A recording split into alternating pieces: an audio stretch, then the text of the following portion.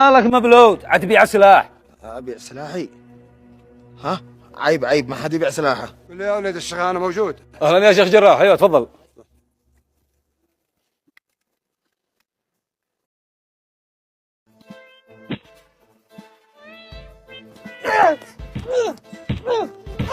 لو ازيد ابسلك تقول ابن عمتي لا اقتلك. طبيعي عص طبيعي. يلا خلاص يلا هي خلاص هي.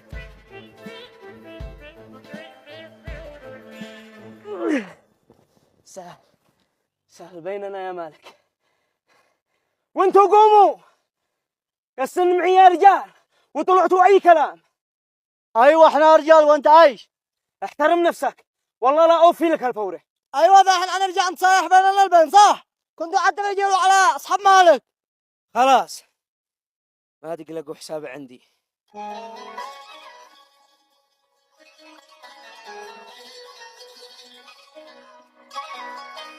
رباب راعية بس عيالهم بيشتغلوا في الجربة ومع راعي. صابر يا صابر. هيا هيا يابا هيا. هي مهتمون ما قالوا كيف امي في المستوصف. قالوا وينو مالك؟ انا صرت انا وامك صباح الصبح المستصف هو انا انزع. يابا انت ريب مالك. جال الجاهل دعاه وفحط. جاء الجاهل وفحط اذا راحت له فان امه. طيب لا يطمنونا ما قالوا امي يكفي يابا. قالوا سيرك تطلع على بطنك واشتغل في الجربة احسن لك، امك مراعية. هي بصرت يا رباب مالك ما بحد خطي قبالي خطي. الله المستعان، الله المستعان يا شيخ خميد. ترسل المرافقين حقك الى القريه يسحبوا عيالك بالقوه، وكان القريه لا فيها لا شيخ ولا عاقل. قلنا ساه لكن تتهمهم هكذا هذا ظلم. تتهمهم بدون دليل يا شيخ ظلم، وانا اعرف انك ما يعجبكش الظلم. اهدى يا شيخ جراح اهدى، لأنني مشيش أوصل للظلم فعلت هكذا. لأن لو كل واحد أخذ ثار بيده أصبح الدنيا فوضى. تمام يا شيخ، هات دليلك على عيالك وأنا مستعد أرضيك الآن. إذا تشتي نهجع من الفوضى يا شيخ لا تعمي القاتل في بيتك ولا تتحمل دبوره.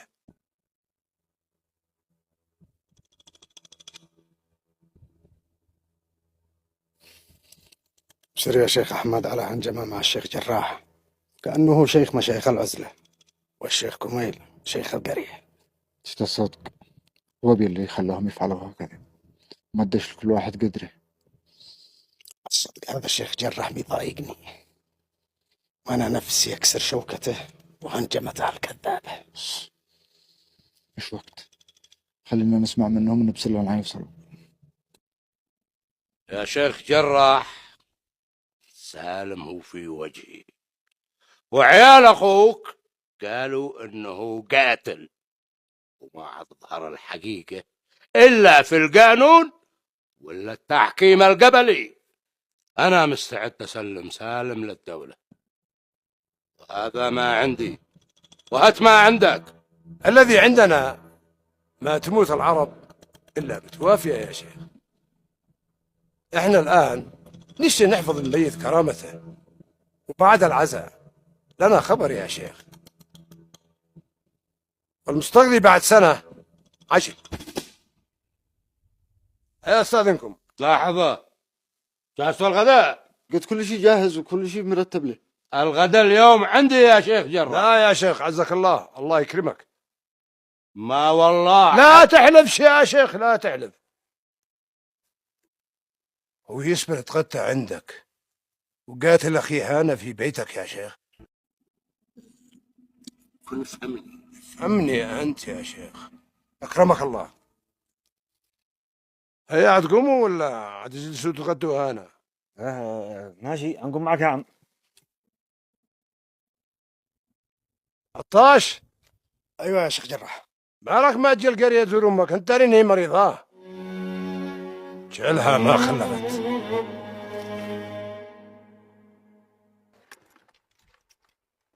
عطاش، ايوه يا شيخ.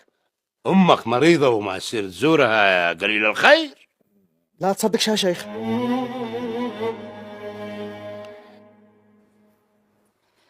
سمعتي آخر خبر يا مرة؟ قالوا إن يحيى أخي أسعف مرته إلى مستوصف المديرية. من عجائب الدنيا السبع إن يحيى أخي يخرج زلط. والله إن مرته مسكينة قدح لك هالمرض ولا رضي يعالجها، وبالأخير بزها مستوصف المديرية. ليت والله وعادوا أسعفها للمستشفى لا صنعاء ولا لا أي مدينة أحسن ويعالجها سوا. إلا صدقتي يا مرة، ما يفعلوا لها في مستوصف المديرية، كل كذب في كذب. الله لا صابنا لا بمرض ولا بمكروه، والله اننا قد بينهم لا يوقع بواحد منا ناشي. وليش بنقول ليش نسير المدينة إلا علشان هذا الخبر، ولا ما هاناه غير هم وغم. إن واحد مرض ما لقيش أن يتعالج، وإن واحد قال يشتري يدرس جهالة ما تلقاش مدرسين ساعة الناس، وإن قال واحد يشتري شيء ما يوصل للقرية إلا وقد قيمته مثني ومثلوث. يا مرة هذه سياسات شيطانية يهودية يشتونا نهج من القرى ونتمدن. فقل لنفسك خذ انت تشتي تطير من القرية للمدينة علشان تتمدن. أيوة يا سعم، وأنا شغير سياسات العالم. اسمعي يا مرة، بطلي فلسفة. أنا داري ليش تشتينا نجلس في القرية علشان تجلسي قريبة من أمش. إلك كيف بيفكر، الله يزكيك عقلك.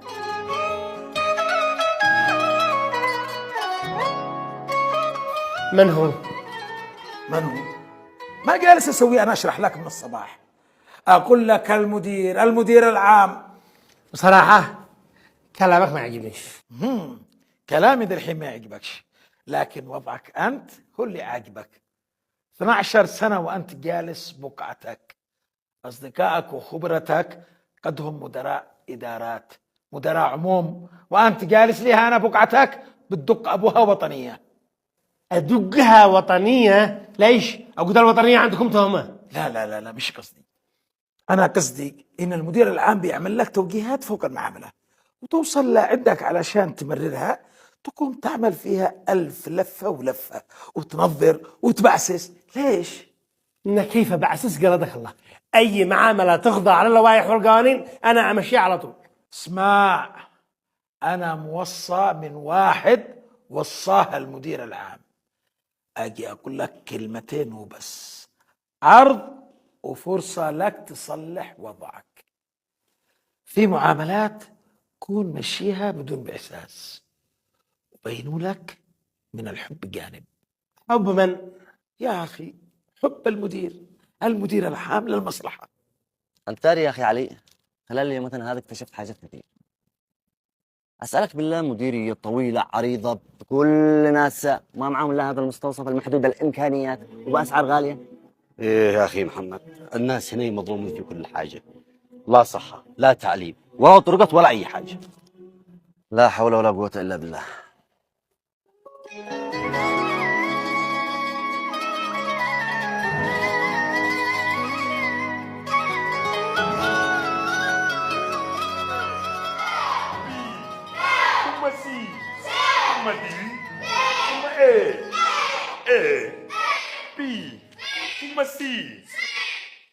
اتفضل يا ابني.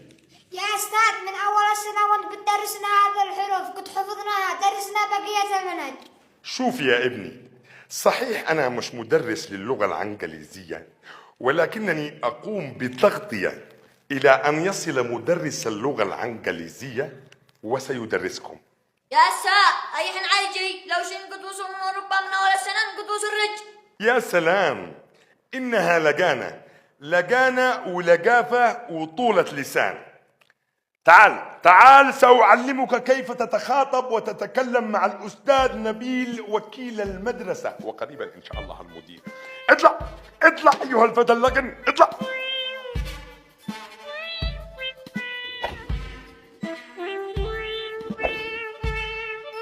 يعني لا تريد أن تفتح يدك؟ ها؟ لا تريد أن تفتحها؟ لا تفتحها. سين صعب، سين صعب. ما بالله هذا كله. هذا الولد قليل للأدب وأهله ما ربوهش. خلاص يا أستاذ، مالك ابني، إيش عملت؟ ما جل حتى أنا مدرس